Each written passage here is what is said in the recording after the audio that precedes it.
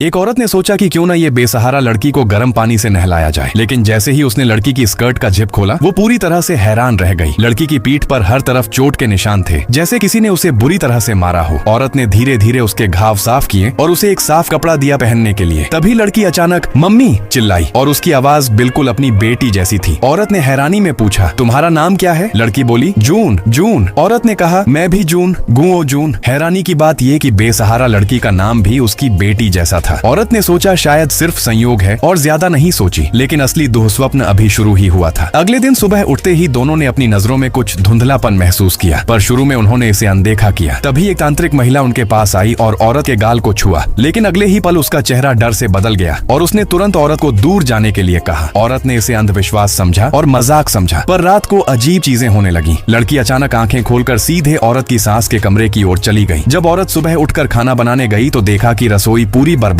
थी और वह लड़की गायब थी। अचानक ऊपर से अजीब आवाजें आने लगी। औरत आवाज की ओर गई और देखा कि लड़की अलमारी में छुपी थी। जैसे ही औरत उससे बात करने लगी, सास अचानक उसके पीछे आ गई और लड़की पर हमला करने लगी। औरत ने जल्दी से उसे रोक लिया और दोनों घर से बाहर भागकर पास के कुत्ते के घर में छुप गए। सास बाहर चाकू लेकर घूम रही थी। धीरे धीरे बाहर की हलचल कम हुई, पर जब पति रात में घर आया तो देखा कि सास सामान्य थी, लेकिन कमरे में एक शीशा था जिसे पूरी तरह से टेप से बंद किया गया था। पति ने टेप हटाया तो शीशे में कुछ नहीं दिखा, पर गहरी रात में शीशे से लगातार परिवार की आवाजें आने लगी। सास दर्द में कान दबाए रखी, लेकिन नियंत्रित नहीं कर सकी और आवाज के इशारे पर वह धीरे धीरे उस बंद गुफा की ओर बढ़ती गई। अगले दिन सुबह औरत ने देखा कि सास गायब थी। पति ने शीशे पर ध्यान दिया तो देखा उसमें चिपचिपा द्रव रिस रहा था और हाथ के निशान थे। उनके अंदर अजीब सा डर और महसूस हुआ कि सास की गायब होने का सब कुछ इस रहस्यमय लड़की से जुड़ा है। औरत ने तुरंत पुलिस को फोन किया, लेकिन पुलिस ने एक तस्वीर दिखाई जिसमें लड़की वही जून थी और वो तस्वीर 80 साल पुरानी थी। औरत को सुनकर हक्का बक्का रह गई। अंत में उन्होंने गांव की तांत्रिक से मदद मांगी और पता चला कि उनके सामने एक बायोनिक आत्मा या प्राचीन आत्मा वाली प्राणी थी। लाइक सब्सक्राइब कर देना, भगवान आपको बहुत खुशी देगा।